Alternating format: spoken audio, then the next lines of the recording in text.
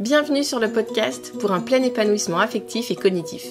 Un podcast pour les apprenants, les parents et les profs qui veulent plonger dans la pédagogie Montessori et les neurosciences. Avant d'écouter ce nouvel épisode, j'ai 3 propositions à vous faire. Si vous êtes parent d'un enfant au collège et que vous avez à cœur son plein épanouissement, vous pouvez télécharger gratuitement sur mon blog le PDF « Le cerveau des adolescents est littéralement génial ». Si vous avez des enfants ou des élèves entre 7 et 12 ans, vous pourrez découvrir « Je mémorise la conjugaison », une méthode que j'ai créée pour que la conjugaison redevienne un jeu d'enfant. Pour les profs des écoles qui souhaitent s'engager dans une formation et être soutenus dans leur transition éducative, je vous accompagne lors de la formation Montessori, une pédagogie en cohérence avec le fonctionnement du cerveau. Parents et professeurs des écoles, rendez-vous donc sur mon blog montessori-apprendreautrement.com. Je suis Céline Guerrero, prof des écoles, formatrice Montessori, réalisatrice de ce podcast et prête à tout pour que chaque enfant développe son plein potentiel. Si ce podcast vous plaît, je compte sur vous pour laisser un commentaire sur votre plateforme d'écoute et une note de 5 étoiles si vous êtes sur Apple Podcast. C'est la meilleure solution pour donner de la visibilité au podcast et contribuer vous aussi à cette transition éducative. Et partagez les épisodes qui vous plaisent avec vos amis et vos collègues. Vous écoutez l'épisode 79 avec Lucille Denis, orthopédagogue. Lucille a vécu à Montréal et travaille aujourd'hui dans une école internationale à Vancouver. Elle nous a parlé de sa formation d'orthopédagogue et c'est vraiment différent par rapport à la France. C'est un diplôme universitaire et cela dure 4 années. Elle nous a décrit son travail au quotidien avec les enfants en difficulté. Portrait de classe, fluence, métacognition, c'était nos sujets du jour. Je laisse place à ma conversation avec Lucille. Bonjour Lucille. Bonjour Céline, ça va bien? Oui, je suis ravie de t'accueillir aujourd'hui sur le podcast pour parler d'orthopédagogie et des difficultés en lecture et écriture. Est-ce que tu veux bien déjà commencer par te présenter? Oui, donc mon nom est Lucille, je suis née en France. Quand je voulais être petite, je voulais être maîtresse d'école, mais j'étais pas l'élève, tu vois, modèle, première de classe comme on dit. J'étais l'élève 8 sur 20. Donc au collège, j'ai décidé de m'orienter vers le métier de scénographe, qui est décor, dans ma tête, c'était décor de cinéma que je voulais faire. Donc j'ai été jusqu'à faire un BTS en architecture intérieure à Angoulême. Et là, je me suis décidée de partir à l'étranger pour faire une école de théâtre en scénographie à Montréal. Donc en 2003, j'ai immigré à Montréal pour faire mon école. Et quand je suis sortie de mon école, je me suis rendu compte en fait que j'aimais peut-être pas trop ça, que j'avais pas toutes les aptitudes, la compétence, etc. et la confiance. Donc j'ai travaillé dans un centre de tutorat et là j'ai rencontré quelqu'un qui est orthopédagogue et j'ai vraiment aimé ce métier-là. En fait, ça travaillait vraiment avec les élèves en difficulté et j'aimais beaucoup ça. Donc en 2013 maintenant, j'ai retourné aux études, faire un diplôme universitaire pour devenir orthopédagogue. Et maintenant, je ne vis plus à Montréal, je vis à Vancouver, à l'autre bout du Canada, où je suis orthopédagogue dans une école française. D'accord. Et à Montréal, est-ce que tu peux nous décrire un petit peu ton parcours pour devenir orthopédagogue? Parce que je pense qu'en France et à Montréal, il y a beaucoup de différences, je pense. Oui, c'est ça. On a la chance au Québec que ce soit une formation universitaire qui existe grâce au gouvernement. En fait, c'est le gouvernement qui, dans les années 60-70, qui a décidé de mettre en place une structure pour aider les élèves en difficulté. Donc, bien sûr, le métier a évolué, mais ça prend une formation universitaire de 4 ans minimum pour être soit enseignante pour les élèves en classe, pour les élèves à particularité, ou sinon être orthopédagogue. Donc, voilà. Ah d'accord, donc avec ce diplôme, après ces 4 années d'études, soit tu aurais pu travailler en classe avec les enfants en difficulté, soit être orthopédagogue, donc en dehors de l'école. Alors, il existe des orthopédagogues en dehors de l'école. Moi, je travaille dans les écoles, mais soit on a sa classe attitrée, ou comme moi, on appelle ça dénombrement flottant, c'est-à-dire que je vais dans différentes classes pour aider les enseignantes, soit en classe, ou sinon je sors des élèves de classe. Ça dépend selon les besoins, en fait. D'accord. Donc, c'est un peu ce qu'on appellerait, je pense, maître E. Alors, le nom a changé d'ailleurs. C'est plus maître E, c'est le nom qu'on utilisait l'année dernière, mais ça a changé. Maître à dominante pédagogique, un nom comme ça. C'est ça, vu que j'ai un aspect enseignant et aussi je peux faire des interventions de rééducation du langage écrit et en mathématiques aussi. Fait que j'ai comme deux volets à mon métier. Et conseiller les enseignants, les profs, les parents, Ah, etc. les parents aussi, d'accord. Ouais. D'accord. Maître spécialisé à dominante pédagogique, ça doit être ça, la nouvelle appellation de maître. Faut que je vérifie, mais okay. Ça ressemble à ça. Ah, j'aime ça. C'est très très long. C'est plus court au Québec, c'est orthopédagogue. Voilà. Alors, pendant ces 4 années, du coup, est-ce que tu peux nous parler des concepts, de tout ce que tu as appris et toutes les choses qui t'aident aujourd'hui pour accompagner les enfants au niveau de la lecture et de l'écriture? Donc, on a beaucoup, en fait, de cours de didactique. Le français, mettons les cours de français, on avait français oral, français écrit, la lecture aussi, c'était des cours, mettons, c'était 4 cours de français, mais à chaque fois, c'était de la didactique de français. Pareil pour les mathématiques. On voyait d'abord les notions de base mathématiques, on voyait la géométrie mathématique, mais comment l'enseigner, puis en particulier à des élèves en difficulté. Fait qu'on voyait à peu près les méthodes, quels pouvaient être les obstacles que les élèves pouvaient avoir. Donc ça, c'était plus les cours de didactique. On avait aussi des cours un peu plus psychologiques, des cours, mettons, pour des besoins spécifiques comme déficience intellectuelle, comme problèmes de comportement, des choses comme ça. Puis on avait à chaque année, un stage, en fait, dans différents milieux pour qu'on puisse expérimenter. Effectivement, par exemple, mon premier stage, c'était avec des adultes qui étaient en retour aux études, mais qui avaient une maladie mentale. Après ça, j'ai eu des élèves qui étaient au primaire et qui étaient, eux, en grosse situation de retard académique, scolaire. Donc, à chaque fois, on change de milieu, en fait, pour qu'on puisse voir quelles sont les possibilités et qu'après, nous, on puisse décider où est-ce qu'on veut continuer. Hier, je discutais avec Ruth, qui est éducatrice Montessori et orthophoniste à la base, et elle me parlait de dysphasie. Et c'était vraiment passionnant parce que, alors j'ai pas du tout le souvenir qu'on ait parlé de ça en formation initiale. Bon, ça remonte un peu maintenant, mais vraiment, c'était vraiment une découverte pour moi. Et je me dis, mais c'est super important que les enseignants aient ces connaissances-là. Parce que si on est un enfant qui a des troubles du langage, bon bah voilà, on sait qu'il a des troubles, mais on n'est même pas capable d'identifier dans quel domaine il y a un souci. Voilà, je pense que la formation pourrait être vraiment améliorée pour qu'après on puisse aider, accompagner les enfants au mieux. Exactement. Puis c'est aussi pour ça que les dépistages, les préventions, les portraits de classe, on peut appeler ça de différentes façons, mais c'est important en fait pour pouvoir donner des petits indices, aux enseignants, mais aussi pouvoir les communiquer aux professionnels. Ben, voici ce que j'ai observé. Est-ce que tu es d'accord avec moi ou pas? Puis il y a comme un échange qui se fait. Puis ça, je pense que c'est là où c'est la richesse, parce que plus on est unis autour de l'enfant, avec les parents et l'enfant, s'il est assez vieux, ben, ça peut être quand même gagnant. Et à partir de quel moment, pour toi, tu parles de difficulté par rapport à la lecture et l'écriture? À quel moment tu juges qu'un enfant est en difficulté? Alors, en fait, dès que... Ben, moi, je vais pas... D'abord, c'est l'enseignant qui vient plus me voir. Il y a deux façons. Premièrement, je fais un dépistage donc en coordination avec l'enseignante. Je fais un dépistage en septembre, en janvier, puis en juin. Donc, pour voir un peu quels sont les élèves qui peuvent avoir des difficultés selon les objectifs qu'on s'est fixés, selon le niveau. Si c'est un CP, CE1, CM2, ce ne sera pas les mêmes objectifs ou en tout cas regards.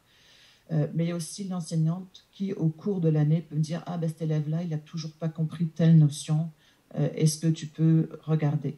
Ça peut être aussi une difficulté du genre, cette année, j'ai eu un enseignant qui est venu me voir, qui me dit « Ah, regarde, il n'arrive pas à prononcer ce mot-là. Est-ce que j'ai essayé plusieurs techniques? Est-ce que toi, tu as quelque chose ?» Puis c'était juste ponctuel.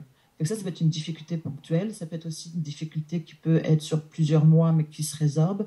Ça peut être une difficulté persistante. Si c'est une difficulté qui est persistante, qui est résistante aux interventions, on dit résistante aux interventions, c'est-à-dire malgré des interventions avec l'orthophoniste, avec l'orthopédagogue, fréquentes, ciblées, cet élève-là n'y arrive toujours pas, ben là on va se dire peut-être qu'il y aurait une possibilité de trouble.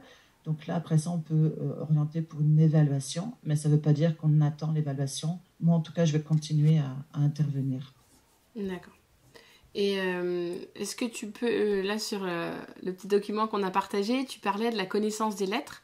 Est-ce que tu avais envie de rebondir là-dessus, justement, sur la connaissance des lettres par rapport à l'apprentissage de la lecture?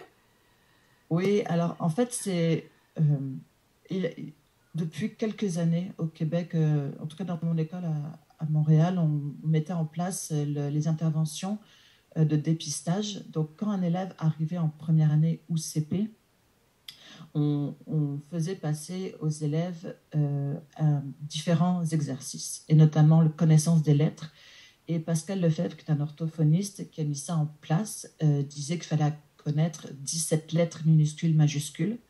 Euh, alors, au Québec, on ne travaillait pas encore les lettres attachées, donc c'était pas pris en compte. Mais après ça, moi, dans mon école, vu que je suis dans le système scolaire français, on en a tenu compte.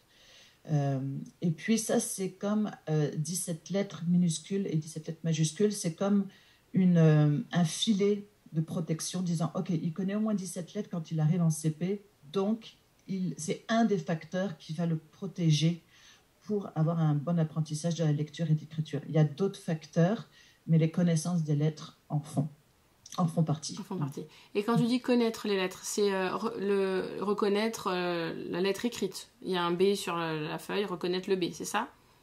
Exactement. Donc en fait, les lettres sont pêle-mêle devant l'enfant et il nous dit, alors on peut faire ça sous forme de jeu, c'est un monstre qui mange des lettres, en tout cas on peut faire toute une petite histoire autour. Et puis, est-ce que les lettres, l'enfant est capable d'identifier le nom et le son? D'accord. Mais le nom est prioritaire, mais le son aussi c'est mieux parce qu'après ça, on va vérifier est-ce qu'il est capable de faire la fusion, segmentation, qui sont les principales opérations pour la lecture et l'écriture. À l'échelle de l'école, on va regarder fusion, segmentation, le nombre de syllabes. Et en fait, on veut savoir est-ce que sa conscience syllabique est déjà bien installée et conscience phonémique, il va le retravailler de toute façon en CP, mais au moins la conscience syllabique, est-ce qu'elle est là? Fait que ça, on va regarder ça en particulier. On va regarder aussi, est-ce que, mettons, si on lui présente un livre, il est capable de le mettre dans le bon sens de lecture? Est-ce qu'il est capable de savoir où est le titre, où est l'auteur, le sens de lecture, donc aussi l'écriture, est-ce que son tenue de crayon est déjà bonne? Est-ce que son poignet n'est pas cassé? Est-ce qu'il fonctionne bien avec son épaule? Est-ce qu'il a une bonne posture? Donc tout ça, ce sont des facteurs qui vont l'aider en fait dans son apprentissage de la lecture et de l'écriture. Je rebondis par rapport à la connaissance des lettres. En France, dans le système classique, dans les écoles traditionnelles, c'est dans les programmes de connaître le nom des lettres. Alors que dans la pédagogie Montessori, on se focalise que sur le son. Et une fois que l'enfant commence à écrire, à lire, on peut lui apprendre le nom des lettres. Comme ça, s'il retourne dans le système classique, après avoir fait ses 3 années en Montessori, il arrive quand même en CP, il connaît quand même le nom. Mais ça vient vraiment dans un deuxième temps. Pour pas l'embrouiller, en fait, on va déjà être que sur le son de la lettre. Ok, intéressant.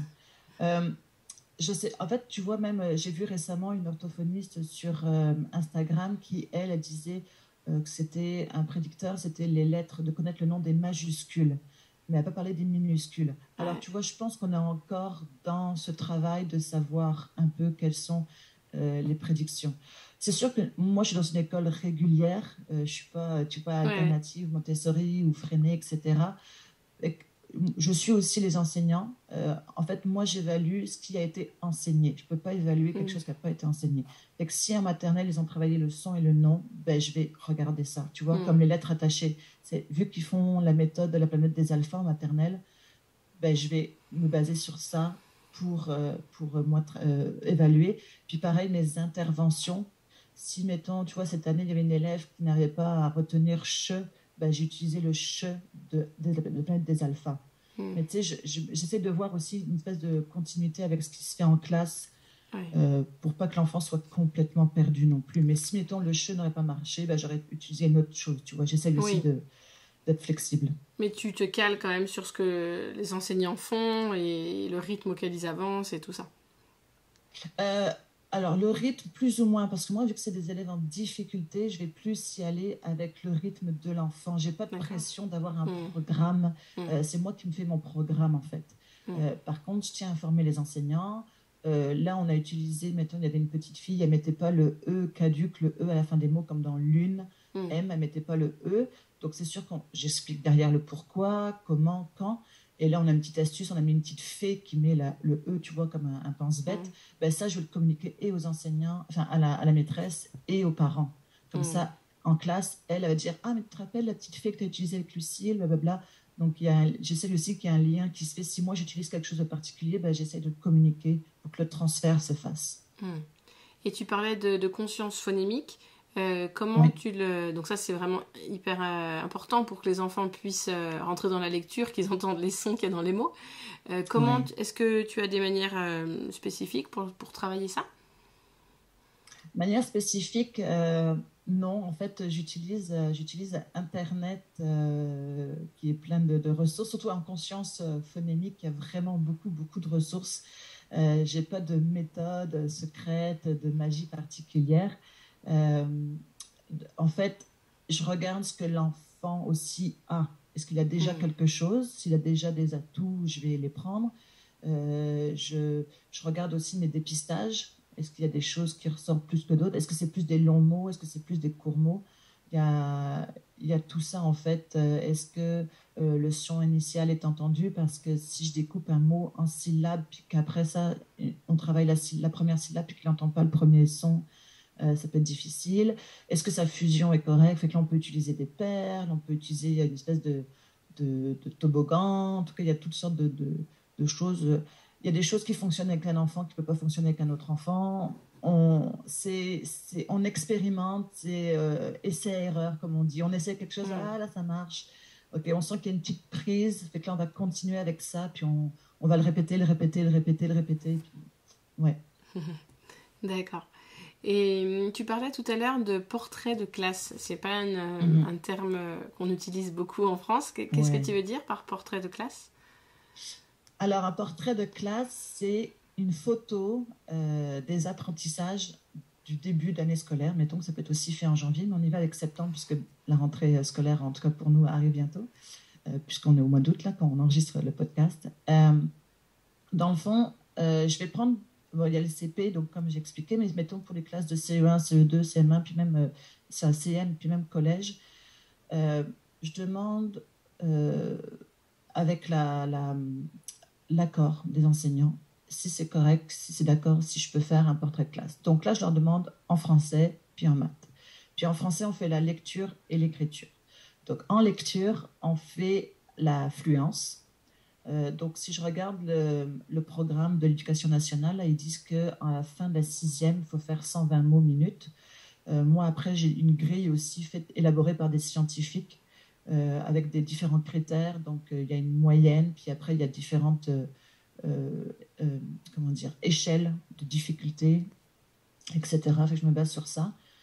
Donc, fluence, je regarde, parce que la fluence, si un élève n'est pas fluide, il a de fortes chances de ne pas comprendre ce qu'il lit parce qu'il met beaucoup d'énergie dans le décodage. Donc, c'est pour ça qu'on va regarder la fluence. La fluence permet de savoir, OK, est-ce qu'il a des stratégies de décodage? Est-ce qu'il respire au bon endroit? Est-ce qu'il lit par groupe de mots? Est-ce que face à un nouveau mot, il est capable d'étirer le mot, etc. Est-ce qu'il met du ton, etc. Fait que ça, est-ce que ces stratégies sont mises en place? Donc moi, je ne fais pas lire le texte une première fois à l'élève, puis après il me lit devant moi. Je lui donne tout de suite le texte pour qu'il le lise, parce que je veux savoir, est-ce qu'il est capable de mettre des stratégies en place quand c'est quelque chose d'inconnu devant lui? C'est ça que je veux savoir. Après ça, je regarde aussi dans la lecture les compréhensions de lecture. Les questions, on leur donne des questions. Alors là, la recherche est en train d'évoluer et de dire que la meilleure façon d'évaluer la compréhension de texte, c'est de faire un rappel de texte, c'est-à-dire demander à un élève de résumer le texte à l'oral. Ça permet de voir est-ce qu'il est capable de mettre en place le schéma narratif ou si c'est un texte informatif, de comparer, etc. Nous, on y va encore avec des questions, on est encore un peu traditionnel, mais moi, j'ai rajouté des questions métacognitives. Donc, comment as-tu fait pour trouver la définition de ce nouveau mot, etc. Parce que je veux voir, est-ce qu'il met en place des stratégies de compréhension de lecture? Est-ce qu'une phrase, il est capable de me dire c'est quoi les fonctions d'une phrase? Est-ce que face à un nouveau mot, il est capable de me dire quelle stratégie et comment il a fait pour trouver la définition? Est-ce qu'il est capable de me dire le sens d'un connecteur logique?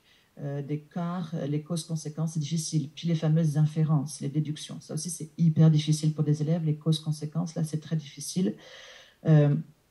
Tout ça, je vais regarder ça. Donc ça, c'est pour la lecture. Pour l'écriture, donc je vais regarder analyse de phrases, comme je le disais. Et je vais regarder en fait aussi, est-ce qu'ils sont capables, premièrement, de faire une bonne correspondance entre phonème, graphème. Est-ce qu'il y en a qui oublient des sons? Donc là, moi, ça me donne un indice. Surtout, c'est arrivé au collège, ils oublient ou il oublie, elle oublie encore des sons. Ben là, moi, ça me donnait une petite cloche qu'il y a des choses qui ont pas été acquises. Est-ce que, au niveau des règles orthographiques, les régularités orthographiques, c'est mis en place? Est-ce qu'il sait, bon exemple, que les mots, la plupart du temps, les mots, les noms communs qui finissent en O s'écrivent EAU? Ça se peut que ça, ils ne sachent pas. Donc, surtout si c'est un milieu multiculturel où le français n'est pas forcément leur première langue d'usage, ben là, ça peut causer des problèmes. C'est pour ça que les régularités orthographiques vont être un bon support. Et donc, ça, c'est comme une dictée trouée que je donne, en fait. Donc, je dis le mot, je dis la phrase, je dis le mot. Et c'est basé sur ce qui a été enseigné avant. J'évalue toujours ce qui a été enseigné. Je ne donne pas des choses ou ce qui va être enseigné en tout cas. Donc ça permet à l'enseignant après de se dire ah ok ben là les ouïes, les aïe c'est toujours pas acquis pour 80% de ma classe, il va falloir que je re-enseigne ça, même si je suis en sixième mettons. Donc les œils, le fameux accueil qui devient un mot irrégulier aussi, donc tous les mots irréguliers aussi c'est mon dada, j'adore ça. Je trouve qu'il y a beaucoup de pièges pour les élèves là-dedans. Donc c'est ça que je vais regarder en écriture aussi. Et puis est-ce qu'ils sont capables de construire un petit texte avec des phrases, leur idée, est-ce que c'est construit leurs idées, est-ce que c'est juste une suite de phrases avec des et. Donc ça m'indique beaucoup de choses aussi par rapport à sa connaissance de la grammaire. Donc voilà, ça c'est mon portrait de classe. Après ça je fais un beau tableau et puis avec l'enseignant, l'enseignante on s'assoit et puis on identifie les élèves qui sont à risque, en difficulté, comment on peut intervenir et voilà. D'accord, très intéressant. Et je crois que tu voulais nous parler de Steve Bissonnette. Alors, qui est-il? Alors, Steve Bissonnette, c'est celui qui parle beaucoup de l'enseignement efficace. Dans le fond, une fois qu'on a fait un portrait de classe, qu'est-ce qu'on met en place dans la classe? Donc, on peut mettre l'enseignement efficace. C'est-à-dire, l'enseignement efficace comprend deux choses. Comprend quelque chose, une modalité sur les comportements et sur l'enseignement efficace. Donc, qui est basé sur l'enseignement explicite. Donc, mettons, mes élèves n'ont toujours pas compris le son aïe ou œil. Donc là, moi, je vais enseigner, mettons, dans 15 minutes, une leçon et je vais expliquer comment mon cerveau fonctionne. Je vais faire appel à la métacognition, les fameuses fonctions exécutives dont on parle, donc activer le cerveau, planifier, la mémoire, etc. Et puis, après ça, ils vont travailler, je vais leur donner des exercices où ils travailler en binôme. C'est sûr qu'en cas de Covid, c'est un petit peu plus difficile de travailler en binôme. Puis après ça en autonomie, et puis au fur et à mesure des exercices qu'ils font, je vais voir aussi, moi, je vais un peu évaluer, entre guillemets, pour voir, leur donner des rétroactions, où est-ce qu'ils sont rendus, puis je vais pouvoir identifier les élèves qui accrochent encore, s'il y a encore on appelle ça une résistance à l'intervention. Si malgré tout, c'est pas encore assez acquis, ben là, je peux les prendre en sous-groupe, leur retravailler, etc. Donc ça permet d'aller chercher une bonne partie de sa classe en travaillant comme ça pour que, quand mes méthodes sont efficaces, eh bien, je peux réduire le nombre de difficultés. C'est pas magique, là. Bien sûr, il y a toujours des élèves qui résistent, comme on dit. Donc là, il faut peut-être faire appel à un professionnel. Est-ce que d'ailleurs cet élève-là n'a pas un trouble, etc. Donc, c'est comme quelque chose de progressif sur lequel on va se bâtir pour aider les élèves à apprendre et à mémoriser, et puis à développer des techniques et surtout des stratégies et la motivation. D'accord. Et tout à l'heure, tu parlais d'inférence. Comment tu aides les enfants qui sont perdus face aux inférences? Alors, les inférences, c'est le top du top de la compréhension en lecture. Okay? Avant d'aller chercher, on peut travailler les inférences à l'oral dès le plus jeune âge, au contraire, ça va être super. Puis il y a plein de livres là-dessus. Il y a même une collection, alors bien sûr, je n'ai plus en tête, qui s'appelle, oh mon Dieu. Et bref, c'est que des livres, albums jeunesse spécialisés dans les inférences. Tu me renverras le lien, comme ça je le rajouterai dans les notes de l'épisode. Oui, oh, je suis désolée, je ne l'ai pas. Si vous cherchez Milly Rose, Lily Chartrand, c'est la même collection en tout cas. Et toujours est-il que les inférences, c'est le top du top de la compréhension. Donc, on appelle ça des habiletés de haut niveau. Le décodage, c'est des bas niveaux, puis tout ce qui est compréhension, c'est des habiletés de haut niveau. Pour comprendre un texte, il faut déjà savoir qu'il faut comprendre 98% des mots du vocabulaire. Donc déjà, il faut savoir comment faire face à un nouveau mot. Quelles sont les stratégies, parce qu'il y a beaucoup de stratégies. C'est pas juste chercher dans le dictionnaire, parce que des fois même le dictionnaire est une difficulté en soi pour un élève. On parlait tantôt de gestes moteurs. Si un élève a des difficultés à tourner les pages, à chercher l'alphabet, etc., lire une définition, bref, ça devient une problématique. Donc d'aller chercher d'autres sources, notamment la morphologie fait partie des stratégies à beaucoup utiliser, et pas juste de le voir dans une leçon telle semaine, mais de le diffuser au fur et à mesure de l'année scolaire. Donc 98% des mots, ça c'est la compréhension de texte. Après ça, il faut avoir une bonne compréhension de la phrase, comment s'articule une phrase, déjà de base, simple, puis après ça, complexe. Après ça, on va chercher les liens entre les phrases. On va voir est-ce qu'il met un sens sur les connecteurs. Après ça, est-ce que entre paragraphes, les articulations entre paragraphes, est-ce qu'il est capable d'avoir différents points de vue, est-ce qu'il est capable de résumer? Puis là, après, on a les inférences. Puis là, il y a deux modèles d'inférence qui dit qu'il y a plusieurs types d'inférences. Il y a les inférences, moi je me base sur un modèle en particulier, mais il y a des inférences optionnelles et des inférences obligatoires, dont le vocabulaire en fait partie. Et il y a les inférences semi-optionnelles, semi-obligatoires à la compréhension. Donc tout ça, c'est fait partie, et ça va permettre d'orienter nos interventions et nos objectifs de travail. Quand on sait qu'il y a différentes catégories d'inférences, ben là déjà, on va pouvoir dire, OK, ben, si c'est une inférence de cause à effet, c'est quand même assez important, donc je vais pouvoir travailler là-dessus, etc. Donc voilà. D'accord. Les anaphores aussi, j'ai oublié de dire, les anaphores, les reprises anaphoriques, les reprises de pronoms ou de groupes du nom, ça aussi, ça peut être problématique pour des élèves.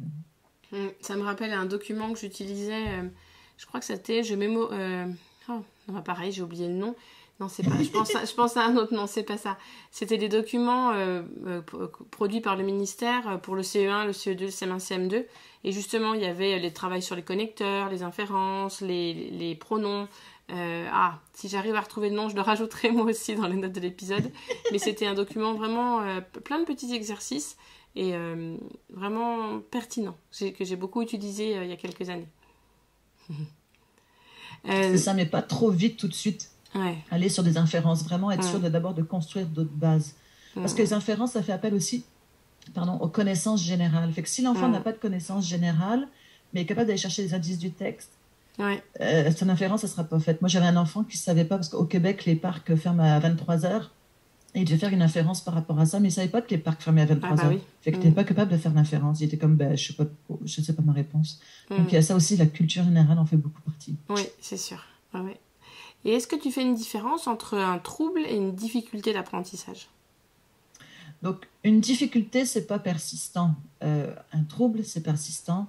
On parle de 2 ans de retard, on parle d'un cycle, ça dépend comment on se positionne. Et il faut des interventions, et c'est suite aux interventions, si malgré tout l'enfant résiste à ces interventions-là, c'est-à-dire que malgré tout, nos interventions étaient ciblées, fréquentes, intensives, et que la difficulté persiste et n'arrive pas à rejoindre la courbe qui pourrait convenir aux apprentissages liés à son âge, ben là, on pourrait parler de trouble. Alors, il faut faire appel à un spécialiste. Enseignant, on n'est pas dans l'habileté de dire « Ah, il y a un trouble ». On peut dire « il y a quelque chose qui me chicote, il y a quelque chose qui ne marche pas, peut-être que je peux aller demander l'avis d'un professionnel, etc. » Néanmoins, moi, dans mon école, je ne vais pas attendre le diagnostic pour intervenir. Je vois qu'il y a une difficulté sur telle chose, et je vais aider cet élève-là. Je ne vais pas être dans l'attente pour rien faire, etc. Mais je vais d'abord cibler sa difficulté, ça c'est sûr, pour travailler là-dessus. Donc c'est ça, fait un trouble, c'est cognitif. La dyslexie, on ne dit plus maintenant dyslexie, dysorthographie, d'ailleurs on dit trouble développemental du langage écrit, parce que développemental, ça veut dire qu'on est comme ça, et que ça persiste et que ça reste dans le temps. Ça ne disparaît pas, ce n'est pas quelque chose de magique qui s'enlève. Et pareil pour dysphasie, on dit maintenant trouble développemental du langage oral, si mes souvenirs sont bons. Donc il y a comme des termes qui sont en train d'évoluer. Le deuxième mot que tu as dit, c'est développemental? Trouble D'accord. Développemental. D'accord. Pour faire l'opposition à ceux, mettons, qui ont une aphasie, qui eux ont un problème de langage qui est arrivé suite à un accident. C'est pas développemental. D'accord. C'est arrivé soudainement alors qu'avant, ils n'avaient pas ce trouble-là. Donc, c'est pour marquer un peu plus ça, en fait. D'accord. Que c'est cognitif. D'accord. Et qu'est-ce que tu appelles TDLE? C'est ça, c'est trouble mental du langage. D'accord. Développement mental. Moi aussi, j'ai de la difficulté à articuler. D'accord, c'est l'abréviation, ok. Ouais. Et ben écoute, merci beaucoup Lucille. Est-ce que avant que je te pose les 3 questions habituelles, tu aimerais ajouter quelque chose par rapport à notre sujet? Alors, s'il y a des personnes qui sont intéressées, vous pouvez regarder ma page Instagram. Si vous voulez, je donne pas mal de capsules sur comment aider des élèves en difficulté, même s'il y en a qui ont des questions. Je suis ouverte, il n'y a pas de problème. Vous pouvez communiquer avec moi. Et sur Instagram, aussi, les auditeurs peuvent te trouver en tapant quoi? Oui, Lucille Orthopédagogie. Lucille Orthopédagogie, d'accord.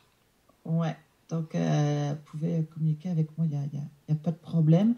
Je suis toujours dans le respect des autres métiers. Je travaille beaucoup de concerts avec en tout cas en partenariat avec des orthophonistes, psychologues, etc. J'aime beaucoup ça. C'est sûr que moi, je développe mon métier comme je l'ai appris à l'université. Donc, ma vision est selon des théories qu'on nous a apprises. Mais j'aime ça aussi partager et échanger. Je trouve que c'est très riche. C'est le but du podcast. Exact. Et oui, tu peux peut-être dire aussi que toi aussi, tu as créé ton podcast. Oui, pour faire connaître les différentes facettes de l'orthopédagogie au Québec, puis en fait au Canada, parce qu'il y a aussi des orthopédagogues comme moi qui ont immigré dans d'autres provinces du Canada. Donc, ça s'appelle Micro ouvert sur l'orthopédagogie. Puis, à peu près chaque mois, on invite un ou une orthopédagogue qui présente son métier. Donc, on a déjà eu quelqu'un qui était au lycée, l'équivalent du lycée au Québec. Quelqu'un qui va travailler avec des Premières Nations. Quelqu'un qui est dans un milieu un peu plus hospitalier. Donc, on a plein de milieux comme ça, différents, avec la douance, notamment aussi, orthopédagogue avec la douance. En tout cas, on a plein de milieux et c'est vraiment fascinant de voir comment une formation universitaire peut après nous faire aller vers d'autres voies et nous faire développer aussi de façon professionnelle. Je trouve ça super intéressant, vraiment. Cette diversité. Ouais, exactement. D'accord. Est-ce que tu voudrais partager une citation en rapport avec notre sujet? Alors, c'est une citation que un de notre invité avait dit lors du podcast. C'est une citation, je vais la dire, puis après je vais expliquer. Il n'y a pas d'ascenseur pour la réussite, il faut prendre l'escalier. Et je trouve qu'en fait, cette citation-là, c'est d'y aller avec... comme je disais tout à l'heure, on y va avec, selon moi en tout cas, j'y vais avec le rythme de l'enfant. Je n'ai pas cette pression de programme, même si je ne l'enlève pas complètement, parce que je travaille avec le programme, avec les parents et les enseignants. Mais reste qu'il faut quand même que je respecte un peu le rythme de l'enfant. Et je sais qu'au bout du compte, il va y avoir une réussite. Peut-être pas au bout d'un mois, peut-être pas à la fin de l'année scolaire, mais il y a des progrès. C'est la semaine passée, j'ai fait un live Facebook avec Sandra. Sandra est éditrice de livres de lecture confortable, ZTL, ZLT, pardon. Et elle est multidis. Et donc, le français, pour elle, c'était une de ses difficultés. Et puis maintenant, c'est plus rendu un obstacle. C'est une de ses forces, puisqu'elle est éditrice de livres. Donc, c'est là où la réussite, c'est à long terme. Il faut penser à long terme. C'est une bouchée à la fois, c'est un petit succès à la fois. On va célébrer comme si c'était la médaille d'or des Jeux Olympiques. Mais c'est ça aussi l'objectif. Et c'est ce qui ressort, en fait, quand je fais l'entrevue de différents orthopédagogues. C'est ça qui ressort, c'est on y va une bouchée à la fois. Puis si elle est petite, on la prend quand même parce que c'est un succès et c'est bon. Et on célèbre l'erreur, en fait. Et aussi, l'erreur est source d'apprentissage. Et moi, je remercie même mes élèves quand ils font une erreur. Je suis comme, ah, merci d'avoir fait cette erreur-là. Regarde, ça nous apprend ceci. Et puis, hop, on avance comme ça. Donc, voilà. D'accord. Et est-ce qu'il y aurait un livre que tu as beaucoup aimé récemment et que tu aimerais partager? Alors, je lis beaucoup de livres de référence. Je lis beaucoup aussi de recherches scientifiques. En ce moment, je suis pas mal sur la dysgraphie. C'est quelque chose qui m'intéresse beaucoup. Et alors, un des livres, c'est plus sur les apprentissages de lecture-écriture, puisque c'était le thème, s'appelle Lecteur et scripteur en difficulté, donc propositions didactiques et orthodidactiques. Et c'est aux éditions Presse de l'Université du Québec. Et donc, ça nous montre un peu comment aider les élèves en difficulté. Quand tout à l'heure, je parlais des régularités orthographiques, quand je parlais de correspondance, phonème, graphème, le vocabulaire, la morphologie, tout ça, ça explique la théorie, puis derrière, comment intervenir aussi. Donc, c'est un livre vraiment intéressant. Ça donne aussi une mise à jour, puisqu'il est assez récent, il est de 2020, le livre. Donc, et j'ai mis beaucoup de post-it, puis moi, ça m'a permis aussi de rafraîchir un peu mes cours de 2e cycle universitaire. Donc, c'est très intéressant. Alors, je pense qu'il peut être livré en France, mais j'en suis pas sûre, il faudrait essayer. En tout cas, moi, je l'ai fait livrer à travers le Canada parce que j'habitais plus au Québec quand je l'ai acheté. Mais peut-être qu'ils font la livraison à l'étranger. Et sinon, je m'excuse d'avance. Si vous ne pouvez pas l'avoir, je m'excuse. Et on va terminer par un coup de cœur ou un coup de gueule. Je vais y aller avec les coups de cœur. Les coups de cœur, c'est tous les remerciements qu'on a. Oui, on a un salaire monétaire, mais on a aussi un salaire de remerciements, de yeux qui brillent, des enfants, de joie de venir dans notre bureau. Moi, je fais des diplômes. Je fais des diplômes à la fin de chaque fin d'objectif. Je mets un diplôme, puis là, je fais une photo, puis je l'envoie aux parents. Puis les parents sont super contents de voir aussi qu'est-ce qui se passe dans ma salle, qu'est-ce que je travaille avec l'enfant, etc. Donc, tous ces remerciements-là, cette gratitude qu'ils nous donnent quand on est important. Cette année, j'avais des élèves qui avaient beaucoup de difficultés en maths. Et là, maintenant, ils se projettent de faire des carrières scientifiques. Ben, rien que ça, déjà, waouh, c'est une belle... un beau baume sur le cœur. Donc, un beau baume. Je travaille les sonorités sur le cœur. Donc, ça, je dirais que c'est ça, les coups de cœur. Les coups de cœur, c'est toute la gratitude qu'on reçoit de la part des parents, des enfants, des enseignants. Vraiment. Eh bien, merci beaucoup, Lucille. Ça m'a fait plaisir. Bonne journée, bonne soirée, tout dépendamment où est-ce que vous êtes rendu dans votre journée.